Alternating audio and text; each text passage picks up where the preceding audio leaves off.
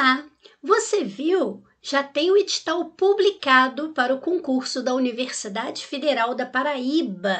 A banca organizadora é a IBFC. São 92 vagas, você viu? E tem uma remuneração aí de quase R$ 2.000 a R$ 4.000. As inscrições elas vão de 7 de novembro até 6 de dezembro e as provas dia 5 de fevereiro de 2023. Que tal estudar para esse concurso e já entrar 2023 aí como um funcionário público? Bom, não é? Pois bem, muito prazer, eu sou a professora Zezé Barino, eu trabalho com a matéria mais bonita do mundo, que é o português, e também é aquela que mais reprova nos concursos, você sabe disso, e eu tenho aí 39 anos de experiência em concursos públicos, e é o que eu ofereço para você agora, para a gente conversar um pouquinho sobre a banca IBFC, sobre o programa de língua portuguesa, e também resolver algumas questões da banca para que você possa conhecê-la melhor.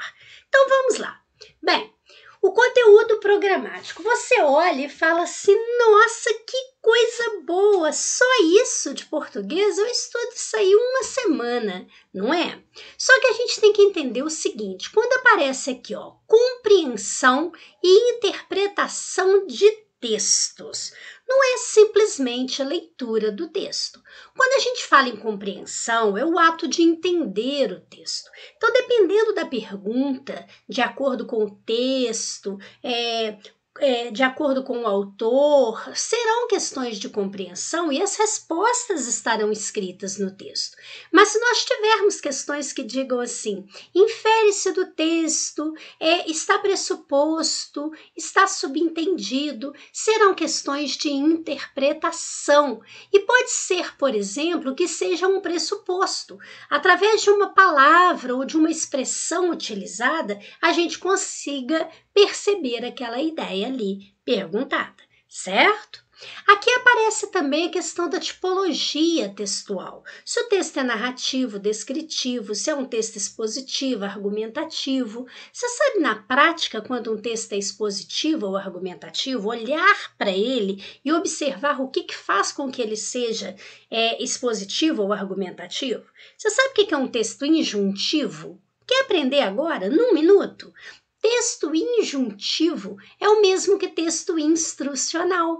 É aquele que serve para dar uma instrução. Por exemplo, quando você tem lá um manual para você poder montar um guarda-roupa, aquilo ali é um texto instrucional, é um texto injuntivo. Viu? É assim que a gente aprende. Tem que ser de uma maneira fácil, não é? Pois é. E a ortografia oficial? Olha, aqui não é apenas você saber se a palavra escreve com G ou com J.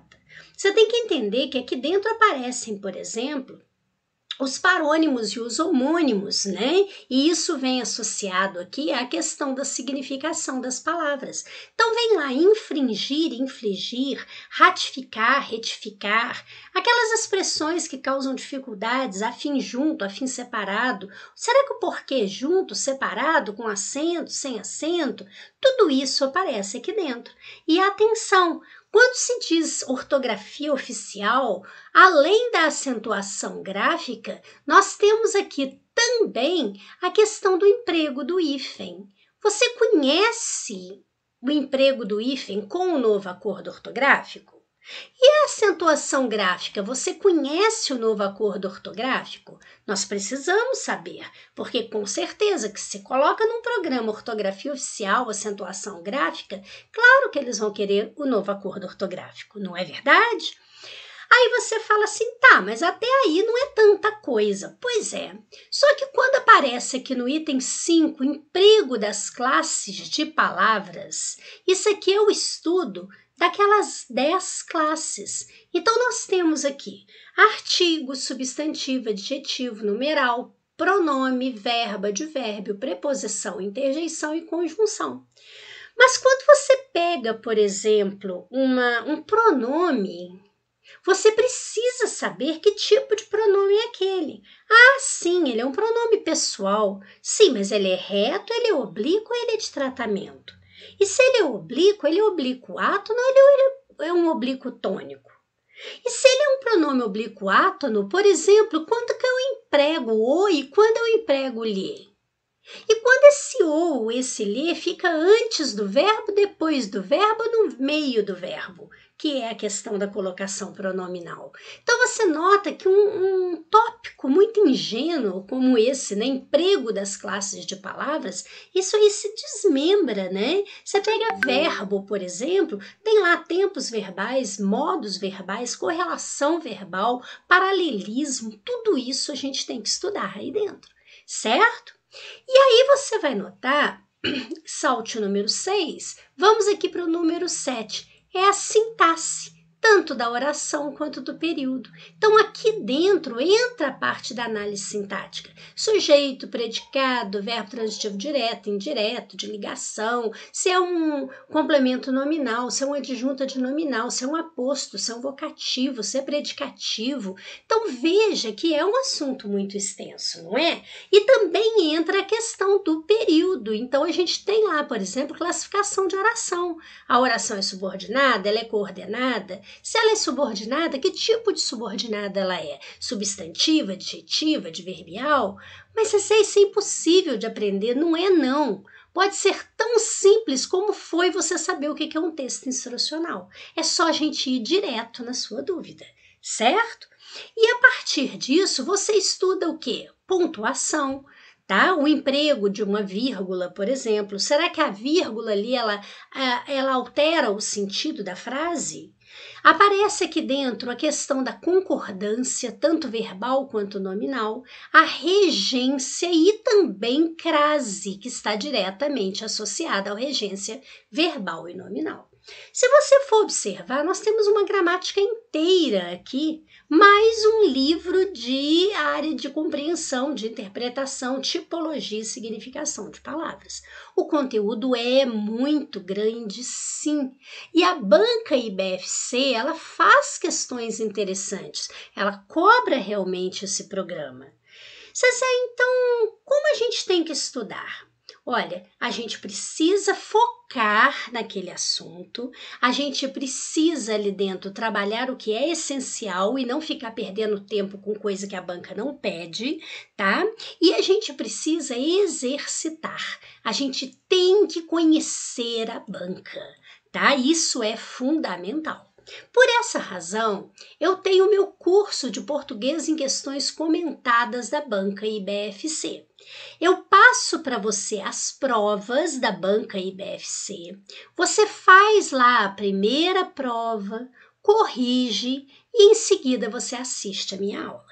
Lá, assistindo a minha aula, eu vou explicar o conteúdo necessário para você ali dentro. Então, tem lá uma questão envolvendo o emprego do porquê, eu vou explicar para você o emprego do porquê e vou fazer a questão com você.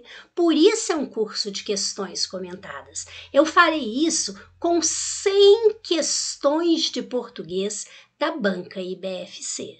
Dá para aprender muito, dá para conhecer muito bem a banca e não ficar perdendo tempo aí comendo uma apostila. Percebeu? Então, olha só, se você não conhece essa banca, vamos conhecê-la.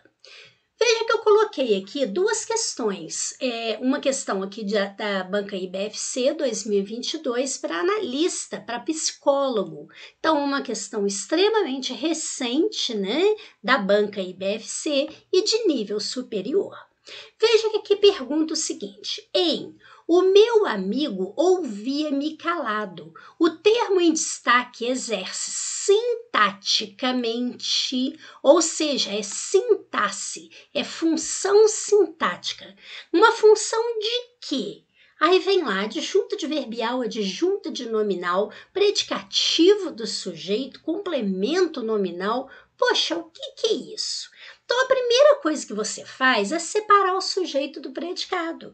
Olha lá, o meu amigo ouvia-me calado. Então, pergunta para o verbo, quem é que me ouvia? O meu amigo. Então, o meu amigo é o sujeito. Observe que o que sobra, ou seja, ouvia-me calado, isso é o predicado desta oração, certo? O que eu quero que você perceba agora? Veja que esse termo calado é um termo lá do predicado que está dando uma qualidade ao sujeito. Afinal de contas, quem é que estava calado? O meu amigo. Então, quando você tem um termo lá do predicado que está dando uma qualidade ao sujeito, se ele dá uma qualidade, ele é um predicativo. Você já viu que às vezes as pessoas falam assim, fulano de tal tem muitos predicativos, né? Quer dizer, elementos que os qualificam, não é isso? Então, predicativo de quem? Do sujeito, porque ele está qualificando um sujeito.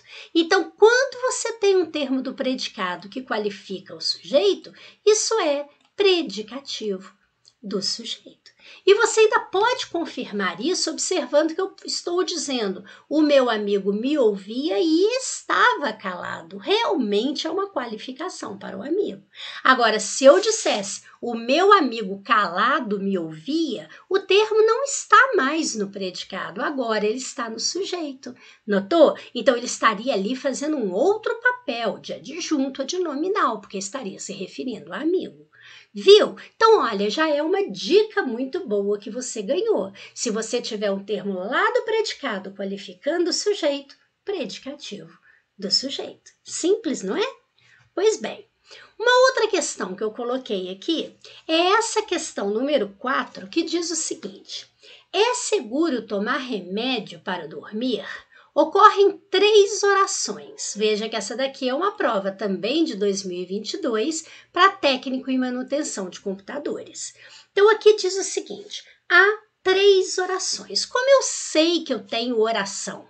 Para eu ter oração, é necessário que eu tenha verbo. Então, eu vejo, eu tenho aqui o que é o verbo ser, eu tenho tomar, né, o verbo tomar, e eu tenho o verbo dormir. Veja que cada um está tendo sua significação aqui dentro. Então, eu estou dizendo que é seguro, primeira oração, tomar remédio, segunda oração, para dormir, terceira oração. E aqui diz o seguinte: sobre a relação que há entre elas, é correto afirmar o quê? Então, vamos pensar um pouquinho em relação a essas orações. O que eu estou dizendo aqui em cima? Eu estou dizendo que é seguro tomar remédios para dormir? Então, o que eu quero saber? Se é seguro isto, tá? Se isto aqui, ó, tomar remédios, é seguro. Então, o que acontece? Eu analiso esse isto na oração. É como se eu dissesse, é seguro isto? Ou seja, isto é seguro? Então, você percebe que aquela oração, eu pude trocar por isto, ou por isso, ou por aquilo, então ela será sempre uma oração subordinada substantiva. Viu? Já é uma dica para você. Aí você vem aqui, ó, e analisa esse isto. Quem é que é seguro? Quem é seguro é o isto. Então faz papel de sujeito da outra oração. Certo? Então essa oração tomar remédio é aquela que a gente chama de oração subordinada substantiva subjetiva, quer dizer, ela faz papel de sujeito. Mais popularmente conhecido aí como sujeito oracional, tá? Porque é uma oração funcionando como sujeito. Bem, mas o que a gente sabe? A gente sabe que aqui está dizendo que esse para dormir quer dizer a fim de dormir, ou seja, com a finalidade de dormir. Então você nota que quando o afim indica a finalidade, ele é separado, igual em a finalidade. Quando é o afim junto, ele significa afinidade, semelhança. Meu pensamento está afim com o seu, por exemplo, tá? Então, neste caso aqui, você nota que a fim de dormir, para que durma. Então, isso daqui está iniciando aqui, no caso, com um termo, um termo que indica para a gente finalidade, portanto, está fazendo um papel de adjunta adverbial de finalidade. Então, isso é uma oração subordinada adverbial, porque todas aquelas que começarem com conjunções subordinativas, e aí eu te explico o que é conjunção subordinativa, sempre será uma oração subordinada adverbial. Então, quer dizer que aquela oração ali está fazendo um papel aqui de advérbio de fim, quer dizer, de advérbio de finalidade. Então, vamos ver o que a gente tem de resposta ali embaixo agora, de acordo com o que eu analisei. A segunda, o tomar remédios, apresenta-se como um complemento verbal da primeira. Está errado. Complemento verbal é objeto direto, objeto indireto, objeto direto e indireto. Não, ela se apresenta como um sujeito. Tá? Então está errada. Por que eles escreveram complemento verbal? Porque, olha, complemento verbal, por exemplo, é o objeto direto. Tem muita gente que chega aqui e fala assim, é seguro o quê? Tomar remédio, e fala que isso aqui é um objeto direto. Não, a gente não tem que analisar fazendo perguntinha, o quê? De quê? A banca sabe que o aluno analisa assim, por isso que você erra, tá? É porque a gente tem que saber a análise corretamente, do jeito correto. Depois diz aqui, letra B, a segunda e a terceira oração são adjuntos adnominais da primeira? Não, você sabe que a segunda funciona como um sujeito e a terceira funciona como um adjunto adverbial ou advérbio na morfologia, então tá errado. A primeira exerce a função sintática de sujeito da segunda, quase, é o contrário, é a segunda que exerce a função de sujeito na primeira. Resposta letra D. A terceira cumpre um papel adverbial em relação à segunda. Quer dizer, tomar remédio com o objetivo, com a finalidade de dormir. Certo? É lógico que a gente vai, durante as questões, entendendo essas dicas, né? Por exemplo, a oração subordinada substantiva, eu troco por isto. A oração subordinada adverbial, ela sempre começa com conjunção subordinativa. A oração coordenada sindética, sempre com conjunção coordenativa. Então, a gente vai te passando essas dicas e, além disso, a gente vai trabalhando com PDF. Por exemplo, um PDF de conjunção, essencial que você conheça as conjunções, um PDF com preposição, um PDF com pronome, tudo aquilo que faz falta para você poder compreender e acompanhar bem as minhas aulas, certo? Bom estudar assim, não é? Bem mais leve, com toda certeza, além de conhecer como a banca cobra. Pois bem, se você gostou aí, né, da ideia de trabalhar o português da banca IBFC para o seu concurso, né, da Universidade Federal aí, eu sugiro a você dar uma olhadinha no nosso site, conhecer um pouco mais. Além do meu curso de português em questões da banca IBFC, tem também o curso de informática do professor Paulo França. Olha, se você ainda não o conhece, conheça. Ele é fera. Eu garanto que estudando com Paulo você vai fechar a prova de informática. E além de tudo, você também tem aqui, ó, a possibilidade de conseguir comprar o nosso curso aí junto, né? Numa dobradinha aí da Black Friday, tá? Nada mal, não é? Então entra lá no site, ou se você preferir, bata um papo com a Malu ou com a Geisa lá no WhatsApp, que você vai ver que você pode fazer cursos muito bons que ajudarão de verdade você a passar nesse concurso e por um preço muito humano. Pode ter certeza disso, tá certo? Olha, você vai perceber que estudar português é simples assim. Muito obrigada, fique com Deus, paz e luz para você.